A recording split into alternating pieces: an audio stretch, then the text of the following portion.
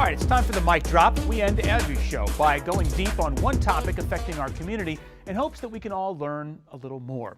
Now, the Washington Metropolitan Area Transit Authority, aka WMATA, it launched a warning campaign aimed at deterring fare evasion. You see, for the rest of October, anyone caught trying to leave a metro station without paying their fare is going to get a warning citation. And come November, the warning becomes a $50 fine in D.C. and up to $100 in Maryland and Virginia.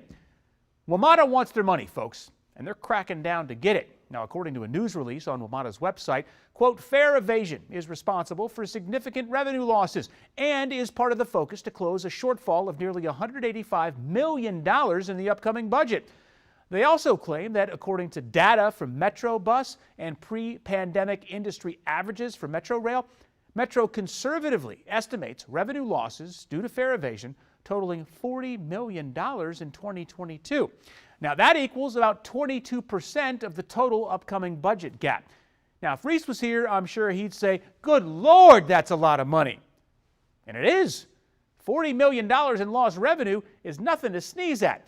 And WMATA needs that money, in part to help maintain rail and bus services. So it's kind of hard to fault them for going this route to get it, right? Now, fare evasion is not a new thing. Metro has been fighting it for a while now. Remember the red and white boxes they put in stations near the manual gates back in 2017? We did a story about them. And when WSA9's Pete Muntean asked a Metro rider about evading fares, he got one of the realest answers I think I've ever heard. Check it. You've done it before? Yeah. Why is that? Because sometimes they don't be in the booth and stuff, and I be trying to get places, you know. I be trying to get places. Doesn't get any realer than that. So I'm guessing the cardboard box thing didn't work, and now they're bringing the law into it, raising concerns about who is really going to be impacted by this new policy.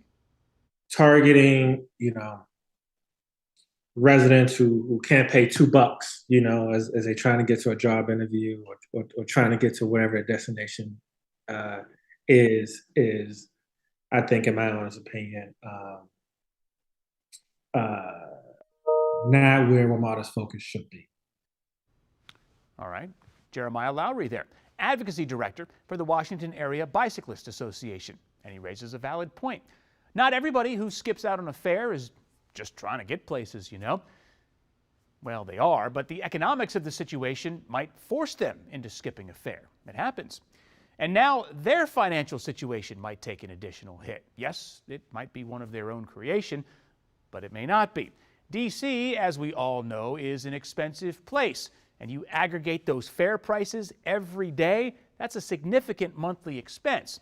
Now, apparently WMATA knows this because they say they're going to be offering a low-income fare pilot program, which will provide a $100 Smart Trip credit for qualified residents. I'm assuming, kind of hoping it'll be a monthly thing.